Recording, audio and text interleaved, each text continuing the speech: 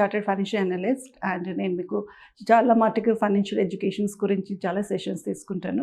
ఇవాళ మనం ఒక స్పెషల్ సెషన్ తీసుకున్నాము వేర్ మీరు అందరూ సిప్స్ గురించి చాలా వినుంటారు. సిప్స్ అనేది ఏంటన్నారు, చాలా క్యాంపెయిన్స్ ఉన్నది. ఇప్పుడు మ్యూచువల్ ఫండ్ సహీ హే అందులో సిప్ అనే వర్డ్ మన అందరూ చాలా మటుకు విన్నాము. మన అందరికీ తెలుసు SIP is a best way of investment అని అందరికీ ఈ పాటికి మనం రెడీ అయిపోయారు.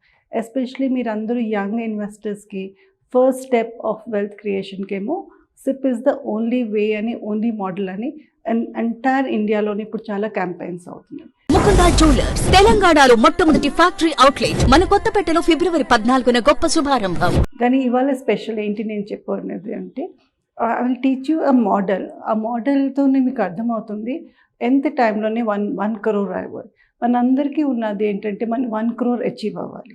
ఓకే, 1 crore అచీవ్ అవ్వడానికి మనకి ఎలాగ ఇన్వెస్ట్మెంట్స్ చేయాలి, ఎంత టైంలో ఇన్వెస్ట్ చేయాలి, ఎలాంటి ఇన్స్ట్రుమెంట్స్లో చేయాలని మనకి చాలా మైండ్లోని గ్యాప్స్ ఉంటుంది.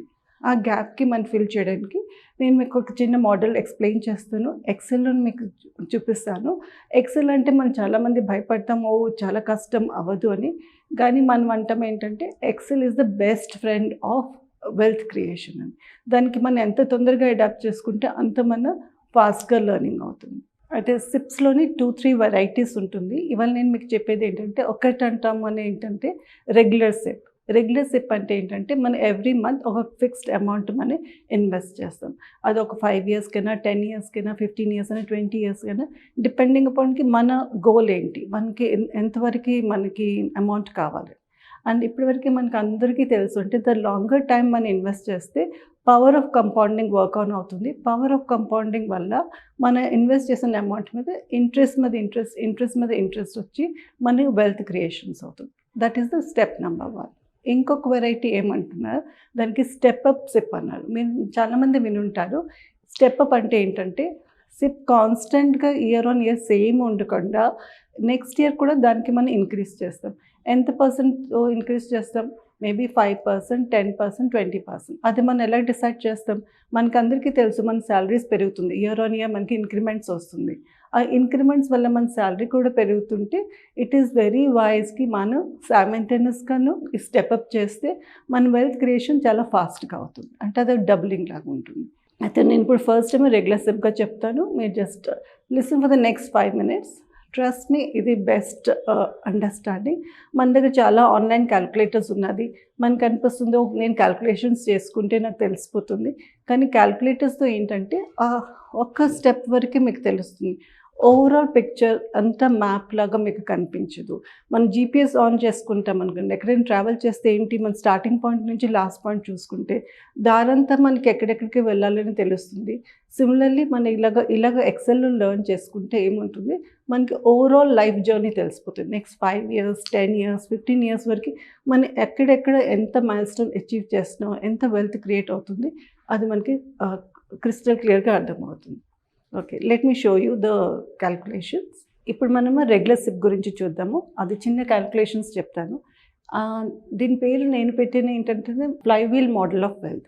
Flywheel model of the wealth అంటే ఏంటంటే వీఆర్ ట్రైంగ్ టు అండర్స్టాండ్కి ఎన్ని లెవెల్స్లోని మనం ఫ్రీడమ్కి వెళ్ళిపోవచ్చు. ఫ్రీడమ్ అనే టాపిక్ మనం చాలామంది విన్నాం, ఫైనాన్షియల్ ఫ్రీడమ్ కావాలని.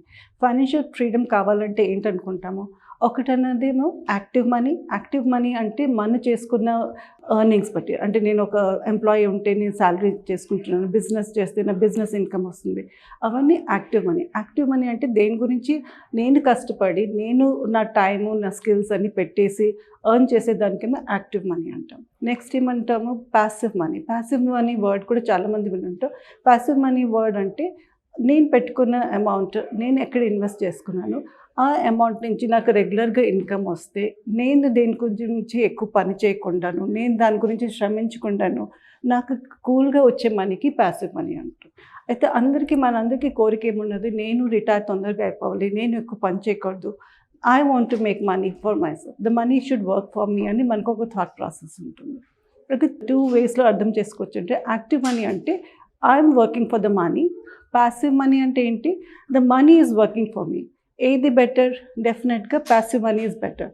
అంటే నేను కామ్గా కూర్చున్నాను, మనీ నా గురించి వర్క్ చేస్తుందంటే ఎంత బ్యూటిఫుల్గా ఉన్నది ఆ సిచ్యువేషన్. సో మన అందరూ ప్రయత్నం ఏం చేస్తాము, మన యాక్టివ్ మనీకేమో పాసివ్ మనీలో కన్వర్ట్ చేయాలి. పాసివ్ మనీలో కన్వర్ట్ చేయాలంటే ఏంటి, మనము వెరీ గుడ్ ఇన్వెస్ట్మెంట్స్ ఆపర్చునిటీస్ చూసుకొని ఎక్కడెక్కడ ఇన్వెస్ట్ చేయాలని చూసుకుంటే మనకి తెలిసిపోతుంది. నా ద ఫస్ట్ స్టెప్ నేను చెప్పేదంటే, సపోజ్ మనం స్టార్ట్ చేసాం, I start with amount of 25,000. 25,000 మీకు ఎక్కువ అనిపించవచ్చు. యంగ్స్టర్స్ మీరు ఇదే క్యాల్కులేషన్స్ 5,000 అని కూడా మీరు చేసుకోండి. It is just an example, మీకు అర్థం చేసుకోండి. సో 5,000 రూపీస్ మనీ నేను ఎవ్రీ మంత్ ఇన్వెస్ట్ చేస్తే 5 years వరకు నేను ఇన్వెస్ట్ చేశాను అనుకోండి, the return assume return is 15%. ఈ మధ్యన 15% కంటే ఎక్కువగా కూడా ఉంటుంది, కానీ లాంగ్ రన్లోనే ఓవరాల్ రిటర్న్స్ మనము 15% అని ఒక అజంప్షన్ చేసుకోవచ్చు. అజంప్షన్ చేస్తే ఏమైంది, ఆఫ్టర్ 5 years నాకు ఎంత వస్తుంది, I'm getting 21,83,552. So this is the amount. నా మనం ఇప్పుడే చూద్దాం ఏం వస్తుంది. ఇందులో ఏంటన్నది మనం what is the active money. Active money అని ఎలాగవుతుంది, 25,000 రూపీస్ ఇంటూ 5 ఇంటూ 12 అంటే నెంబర్ ఆఫ్ మంత్స్, అంటే I have invested 15 lakhs rupees. So out of the 21,83,000లో 15 lakhs ఏమో నేను పెట్టిన ఇన్వెస్ట్మెంట్, రిమైనింగ్ 6,83,000 ఏమైంది, that is the passive money వచ్చింది. అంటే that is coming through the investments through mutual funds అని వచ్చింది, that is the passive money. అయితే నా లైఫ్ గోల్ ఏముంటుంది, I want to increase this amount. ఏ పాయింట్లో నేను హ్యాపీగా, వెల్దీగా, సక్సెస్ఫుల్గా, రిచ్గా ఫీల్ అవుతాను, ఏ పాయింట్ అంటే వేర్ ఈ అమౌంట్ ఏమో యాక్టివ్ అమౌంట్ కంటే ఎక్కువ ఉంటుంది, అక్కడి నుంచి నాకు హ్యాపీనెస్ స్టార్ట్ అవుతుంది. Let us see step by step ఎక్కడ వస్తుంది. ఇప్పుడు మనం చూసుకుంటే నెంబర్ ఆఫ్ టైమ్స్ ఎంత మన ఇన్వెస్ట్మెంట్ గ్రో అయింది. నేను 15 lakhs ఇన్వెస్ట్ చేస్తే ఇట్ హెస్ బికమ్ 21 lakhs, అంటే ఆల్మోస్ట్ 1.46 times వెల్త్ గ్రో అయింది. ఎంత టైంలోని, over a period of 5 years. నా దానికి మనం నెక్స్ట్ ఎక్స్టెన్షన్ చేద్దాం ఫర్ 10 years. 10 yearsకి సేమ్ క్యాల్కులేషన్ చేద్దాం, సేమ్ ఇంట్రెస్ట్ని అజ్యూమ్ చేద్దాం. నౌ ఎంత మనకి ఇన్వెస్ట్మెంట్ వచ్చింది, 65,75,455. ఇది మనకి అమౌంట్ వచ్చింది. నౌ యాజ్ ఎ ఇన్వెస్టర్ నేను ఎంత ఇన్వెస్ట్ చేస్తాను ఇక్కడ, I have put 30 lakhs. 30 lakhs ఎలాగొచ్చింది, 25,000 into 12 into 10 years చేస్తే నేను పెట్టిన అమౌంట్ ఎంత, 30 lakhs. నాకు వచ్చిన అమౌంట్ ఎంత, 65,75,000. ఆ రెండింటికి డిఫరెన్స్ ఎంతైంది, 35,75,455. So this is my passive income. 30 lakhs is my active income and 35,75,000 is my passive income. Now మనం చూసామంటే ఎంత, నేను పెట్టిన అమౌంట్ 30 lakhsకి ఇది ఆల్మోస్ట్ డబుల్ కంటే ఎక్కువైంది. So it is more than 2.1519 times. And ఈ డిఫరెన్స్ మనం చూసుకుంటే ఇది ఈజ్ మై హ్యాపీ అమౌంట్. మన హ్యాపీనెస్ అమౌంట్ అని అనుకుంటే మనకు తెలిసిపోతుంది what is the happiness amount, what is that happy money అన్నాం.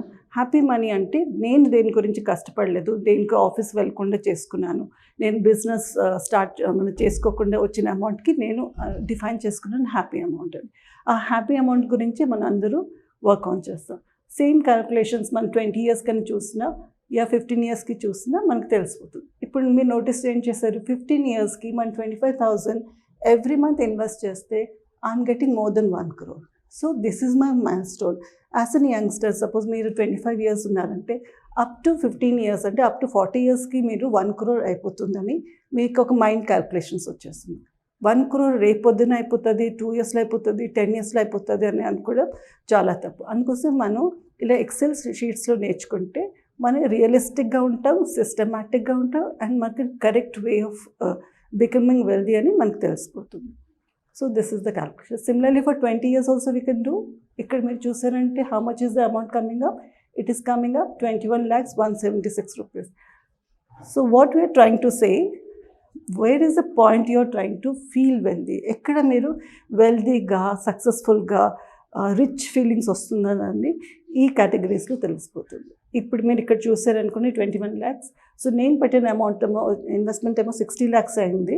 60 lakhsలోని నాకు వచ్చిన అమౌంట్ ఎంత ఉన్నది, I got 3,31,76,000 I got the amount. అంటే this is my happy amount. This is the amount నాకు వచ్చింది త్రూ మై ఇన్వెస్ట్మెంట్.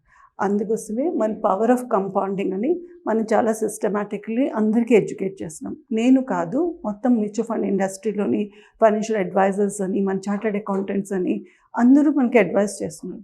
మనం అడ్వైస్ చేసుకున్న వినేసే కంటే మన యాక్షన్ తీసుకోవడానికి that is the best step. The next step మీరు తీసుకున్నది ఏంటంటే, I have to go bio mutual fund investments ఉంది. ఇప్పుడు ప్రస్తుతం ఏంటున్నది, టెక్నాలజీ ఎంత ఫాస్ట్గా ఉన్నది, మీకు అందరి దగ్గరికి మంచి యాప్స్ ఉన్నాయి. ఇప్పుడు ఇన్వెస్ట్మెంట్ ప్యాటర్న్స్ కూడా చాలా సింపుల్ అయిపోయింది. లెస్ దెన్ 3 minutesలోనే ఇన్వెస్ట్మెంట్స్ కూడా అయిపోతుంది. సో ఐ ఎంకరేజ్ మీరు అందరికీ make a learning of this and start investing. ఎంత తొందరగా మనం ఇన్వెస్టింగ్ స్టార్ట్ చేస్తే అంత మన power of compounding work on అవుతుంది, అంత మనం స్ట్రాంగ్గా రిచ్ అయ్యే అవకాశాలు కూడా ఎక్కువ అవుతుంది. I think you have understood this concept. Now I'll explain to you the next concept also. Thank you so much.